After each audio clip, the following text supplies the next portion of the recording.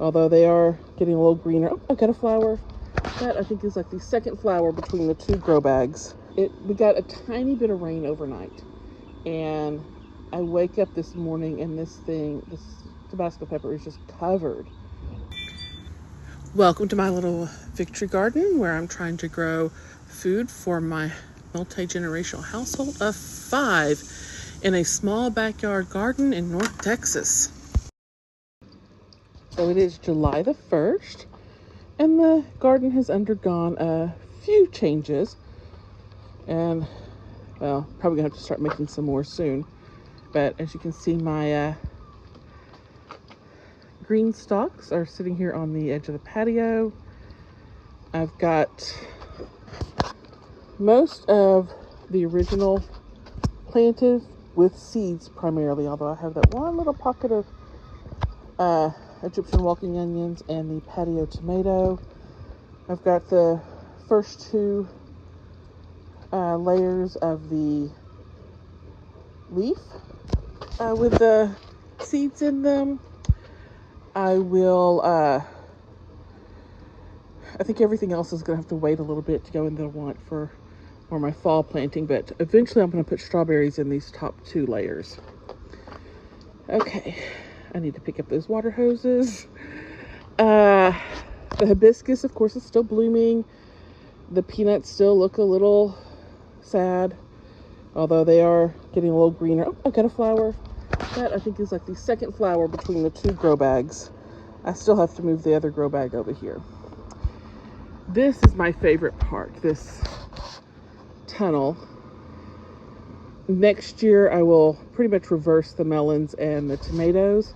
Otherwise I've been pretty happy because I'm thinking the melons would easily shade the tomatoes and I wouldn't need the shade cloth so much. It is significantly cooler in here. So this is that Crenshaw melon.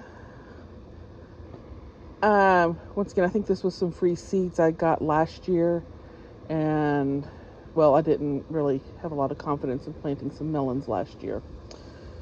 So yeah, it's done really well. That thing's huge.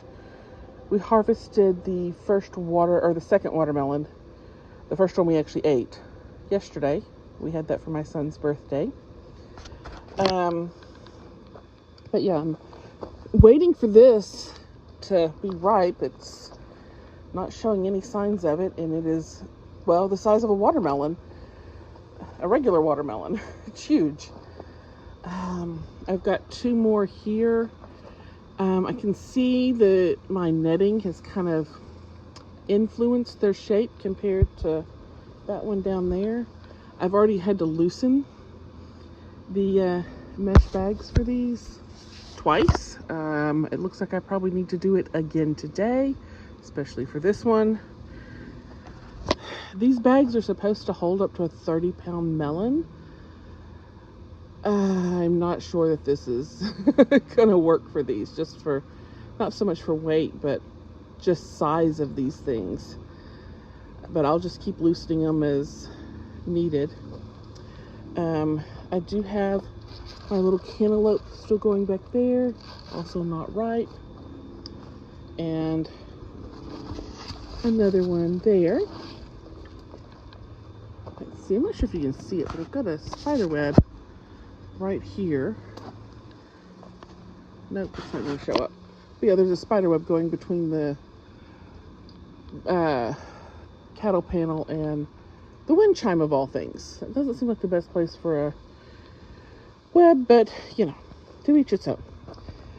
I've got several more watermelon here. Yeah, there's one there too. So 1, 2, 3, 4, and 5. This one, the stem's starting to turn a little yellow, the tendril. So probably won't be too much longer. I think I'll leave it on there for a little while longer. I've got this other one here that I'm kind of hoping now that I've harvested those other 2, it'll start to grow. But if not, I still have 5 melons sitting here. The pickles, I harvested some today, but I missed one. I'll have to get that as well. But yeah, I harvested 2 pickles. They're starting to look a little yellow. I'm sure the squash bugs are bugging them too, as I've got this patty pan squash next to it. I also have these. I've not really gotten anything off these cherry tomatoes, and they just look sad. I'm still pondering if I should just cut them down and give the Creole tomatoes a little more room. But yeah, I'm still indecisive. I'll probably stay indecisive for who knows how long. The eggplant is still, the leaves are looking sketchy, but the still putting on eggplant. I'm harvesting 1 or 2 every few days. I've cut a lot of leaves off this patty pan squash. I am seriously considering just pulling it out because I'm done, absolutely done fighting squash bugs for the year. And yeah, this one will probably leave shortly afterwards. I think it's got a few fruit on here that are still trying to ripen, but neither of these have been putting on or having any of the female blooms, you know, blossom. They're just there. It's been male blossoms every day. In this bed is corn, sweet potatoes, and long beans. The sweet potatoes look like they are doing very well and are trying to escape. I'm starting to see some signs of corn. I'm kind of nervous and excited at the same time, hoping I will have some corn. The long beans are just so overtaken with aphids that, you know, I got a nice little handful. We made some fried green beans. I've done a stir fry with them. I've got a few that I can harvest, but I'm just not sure that's going to do well. I need to figure out a way to fight all these aphids. So this time we're going to go across the back. You know, I've got my artichoke over there, some cosmos, the fry muscadine. You notice I have my cable trellis up finally. And they've all reached, or 3 of the 4, no, yeah, 3 of the 4 have reached them. All the ones I got from Stark Brothers on marigolds. They are so pretty. You can see I've got asparagus coming up. I will probably be able to actually eat asparagus in 3 years from this garden. That's something I missed since the grass overtook my last one. The Greek oregano is huge. I did cut it back so that it's not hanging over the sidewalk as much. Looks like I need to cut it back again. And I'm just kind of letting it take over what space it wants over here. This is the Cowart muscadine. I need to kind of prune these up so they don't have all these extra limbs. And I have asparagus in front of it as well. And going out here beside it, the Swiss chard. I probably should harvest from this. I haven't harvested from it in a couple of weeks. But we've had so many like green beans and squash and everything else coming in. This is the seedless red flame grape, and it is huge. Once again, I need to cut it back. But this one, I have the little side shoots coming off and training it up that. And then when this one gets big enough, it'll go up here. We got a tiny bit of rain overnight, and I wake up this morning and this Tabasco pepper is just covered in little green peppers. I really just need to suck it up, put on the gloves, and harvest these, because I can't, when we start getting into really hot peppers, I can't touch them with my skin. When I cut jalapenos, I have to wear latex, or whatever those, they're not latex, but they're kind of like, they look like latex, gloves that I keep in the kitchen. But I want to harvest a bunch of these while they're green and small and make a pepper sauce with them. I keep like putting it off because I don't like the feel of the gloves. This is the Suffolk grape that I got at the big buck store. It has not grown quite as tall as the ones I got from Stark Brothers. But yeah, and of course this one little Tabasco pepper plant that is being overshadowed by the hibiscus. And probably that is why the Suffolk grape is not growing as vigorously, is that this hibiscus is shading it. This is not where this is going next year. Fortunately, this is an annual. It's huge. But I'm thinking maybe I'll put it up front next year somewhere where it can really kind of grow and have its best life and not shadow everything else. My lavender is starting to bloom. Very excited about that. This rose has produced a lot, but I keep harvesting them as soon as they bloom fully, so I can make rose jelly with the petals. And I'm drying all the petals right now. My sage bush, I'm still waiting on my memorial for our puppy Sage to go there. I think it's expected in August. I'll show you all that when it arrives. I've got that one Swiss charge is not going to make it, that third one there, but the other two seem to be doing okay. That Tabasco, probably because it gets so much shade. You don't see it right now because it's morning, but by midday this thing's shaded from the fence. And we've got my spicy oregano here. I'm actually thinking about harvesting some of that with the parsley for a salsa recipe instead of using cilantro. And we've got my French thyme and my rosemary here. I have moved my mints over here. They were kind of getting fried in these pots from our Texas heat. That ginger one probably needs a little bit more. Well, no, that's not the ginger. That's the sweet mint or spearmint. I don't know. But this bed's been doing fairly well. Once again, it's starting to look a little scraggly from the heat. I should cut it back.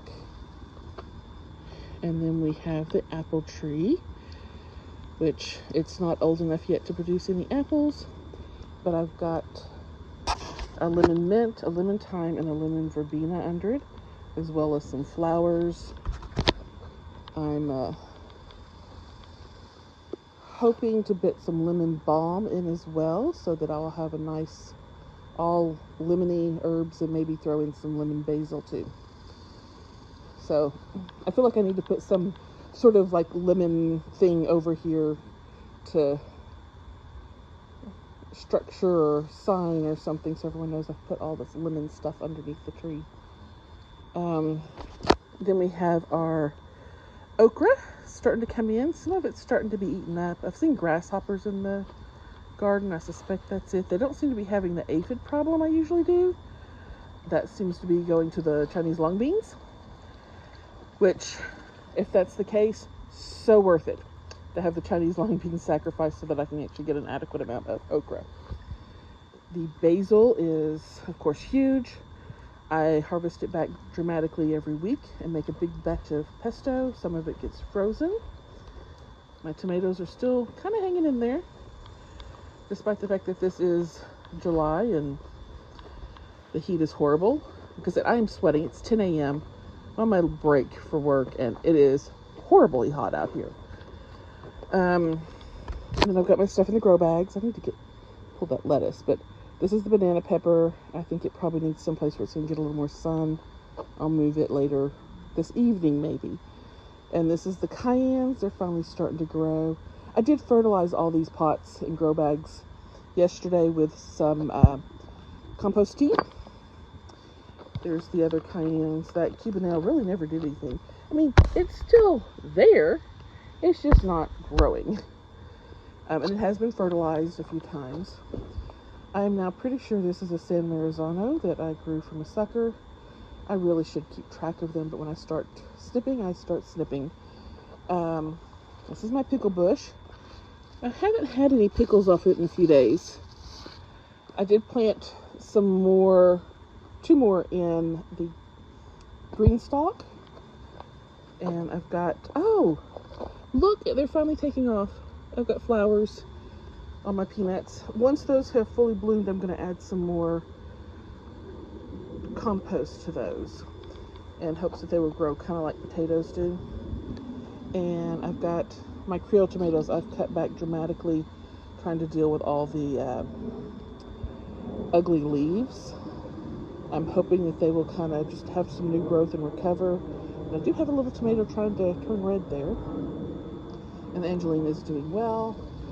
My sunflowers are doing okay. I've got this one. You see it? It's funky looking. I think though the reason that these things never face the yard is because of all the shade from the melons. So I might have to figure out somewhere else for my sunflowers next year so that I can see them. But the little ones I'm seeing, I've harvested a few for some cut flowers in the house. I'm also surprised that my bells of Ireland are still doing well in this heat. I'm guessing because they are so well shaded. There's the Texas tarragon, the zinnias. I'm not sure if you know, but I love zinnias, which is why they're the flower that's kind of scattered the most through here. And they're really easy to grow. My strawberry is struggling. I think the rain last night helped a little bit. And this is the raspberry. I don't remember what variety at this point. This is my Arapaho blackberry. And despite losing that one cane, it's doing pretty well. It's flushing out nicely. Okay, so sorry about that. My camera died while I was in the middle of discussing the Arapaho blackberry. This is the other Arapaho. This one's my Chester. This one's my Triple Crown, which, what are those? Let me look that up. I have a feeling they might be something I want. I didn't notice those earlier. And this is my Polar Bear White Zinnia. Of all the seeds I put out, this was the only one that came up. I'm going to save seeds again, but I have already snipped a few off for flower arrangements in the house. My marigolds I got for Mother's Day. The artichoke. My cosmos. Let's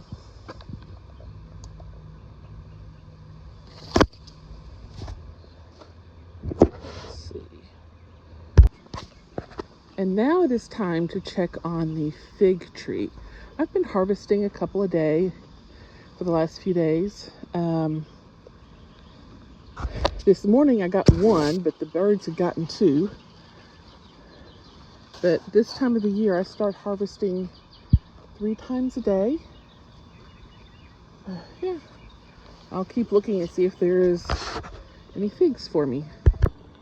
So, just one fig today, or for lunch. I got one, like I said, this morning. I'll probably get another couple this evening.